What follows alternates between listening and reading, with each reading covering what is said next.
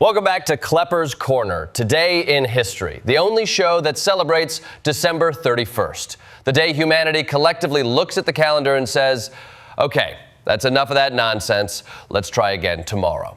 It is the finish line and also the starting gun. It is the world's annual Control plus Alt plus Del.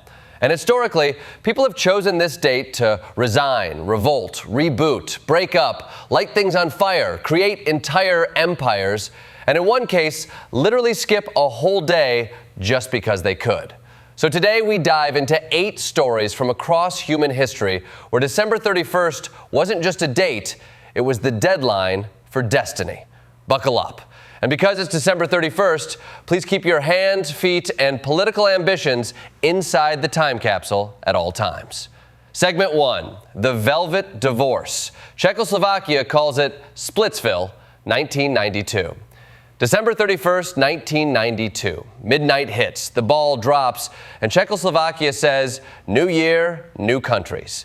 The Velvet Divorce created the Czech Republic and Slovakia without a single tank rolling down the street.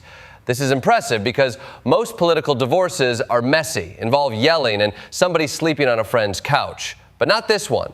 This was the divorce where both parties calmly said, you take the flag. No, you take the flag. And then the Czechs took it anyway. It's the only time in modern history 2 nations separated peacefully while looking over at Yugoslavia and saying, let's not do that. Meanwhile, Americans can't even divide a dinner bill without turning it into a congressional hearing. The Czech side wanted shock therapy economics. The Slovaks wanted please don't shock us economics. And so, like many couples, they realized they wanted different things. The Czech economy was stronger. Slovakia wanted more autonomy. And the polls back then showed most citizens didn't want a breakup, proving once again that politicians treat public opinion the way toddlers treat broccoli. Look at it, reject it, and then go do whatever they want anyway. At midnight, the federal flag came down. 2 nations were born, and the world learned that sometimes the healthiest relationship move is agreeing to live in entirely different houses. Segment 2. Boris Yeltsin resigns, Putin steps onto the stage. 1999. Ah yes, December 31st, 1999. While Americans were panicking about the Y2K bug deleting their microwaves, Russia experienced a plot twist worthy of a prestige drama. Boris Yeltsin appears on national television and announces, surprise, I quit. He then apologizes to the Russian people, which is a sentence that has not been uttered by a Russian leader before or since. And who's standing behind him, ready to inherit the nuclear briefcase like it's a clearance item at a Moscow Walmart? Vladimir Putin, the quiet, serious guy lurking in the corner of the Kremlin like someone waiting for an Uber that's already arrived. Suddenly, he's the acting president of Russia. The man goes from an obscure bureaucrat to, hi, I run the world's largest country now. Yeltsin resigning 6 months early wasn't an accident. It was political judo. By stepping aside on New Year's Eve, he guaranteed Putin a massive advantage in the upcoming election. Imagine resigning from your job in a way that automatically promotes your favorite coworker and grants you immunity from HR forever. A dream.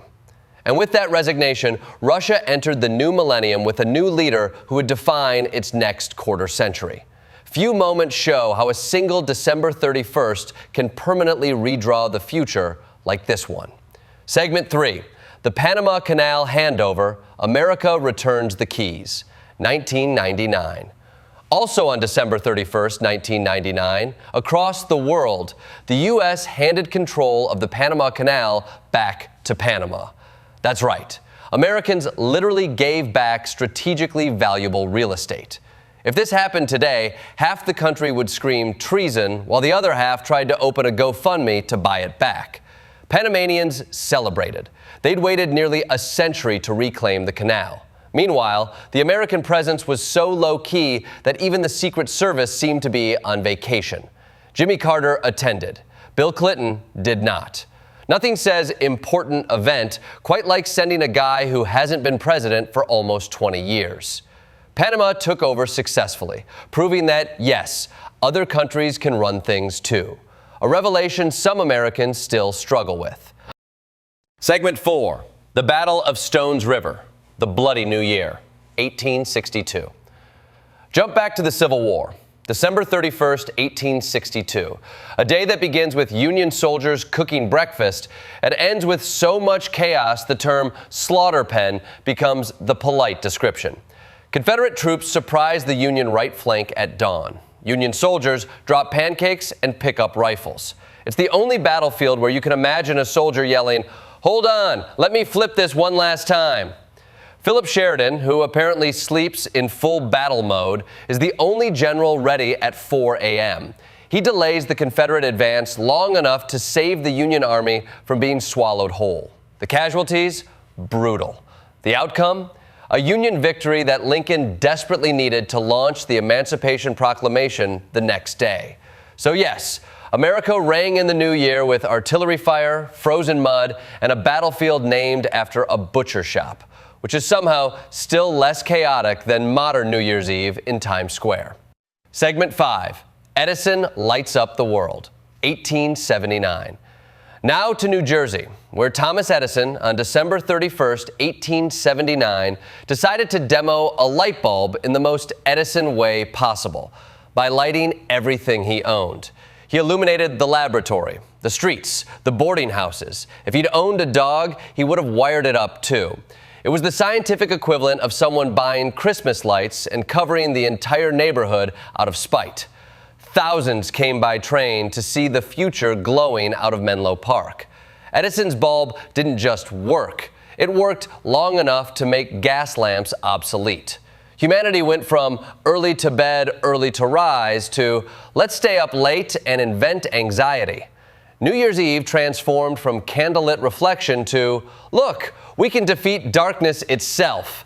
It was the dawn of a world where the night no longer belonged to nature. It belonged to whoever paid the electric bill. Segment 6. The British East India Company. Game of Empires begins. 1600. December 31st, 1600. Queen Elizabeth I signs a charter that says, sure, you can run a trading company. That company? The British East India Company, also known as the one corporation that makes modern corporations look underachieving. The company becomes a global powerhouse with its own private army. It controls trade routes, governs territories, and basically functions as Amazon with muskets. And its founding on the last day of the 16th century becomes the launch pad for centuries of imperial expansion. Imagine ending the year by inventing a corporation that kicks off the British Empire. Meanwhile, the rest of us are ending the year hoping we remembered to cancel a free trial before it renews. Segment 7. Kiribati moves time itself, 1994. Most countries change laws. Kiribati changed time. On December 31st, 1994, the Line Islands skipped straight from December 30th to January 1st.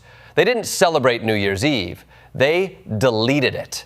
This is the ultimate power move. Forget daylight savings. Forget time zones. Kiribati said, we're tired of being split in half by the international date line. Let's drag the entire line across the map like we're rearranging furniture. Suddenly, the whole nation operated on the same day. And by the year 2000, they got to market themselves as the first place on Earth to enter the new millennium. Tourism skyrocketed. Time itself became an attraction. If America could move the calendar to attract tourists, we'd have 4th of July now 3 times a week. Segment 8. The Beatles' legal divorce, 1970. And finally, the breakup heard round the world. On December 31st, 1970, Paul McCartney filed the legal paperwork to officially dissolve the Beatles. While the band had effectively broke it up already, this was the moment the dream ended. The moment the 1960s died in the eyes of pop culture. The paperwork froze their assets, divided royalties, and launched an era where all 4 members learned the joys of suing each other with the same passion they once used to write music. Fans were devastated. Lawyers were thrilled. And New Year's Eve became the day music history hit end of file. It was the velvet divorce of pop culture. Except, unlike Czechoslovakia, nobody did it peacefully. In conclusion, December 31st is not just humanity's annual appointment with champagne and questionable resolutions. It is the date kings resign, countries split, corporations rise, armies clash, light bulbs ignite, calendars jump, and rock bands call it quits. It is the world's natural reset button, a moment where history doesn't just turn a page, it slams the book shut and throws it across the room before starting a sequel. Stay curious, stay skeptical, and remember, if you ever need an excuse to make a dramatic life change, history has proven one thing: December 31st is an excellent day to do it.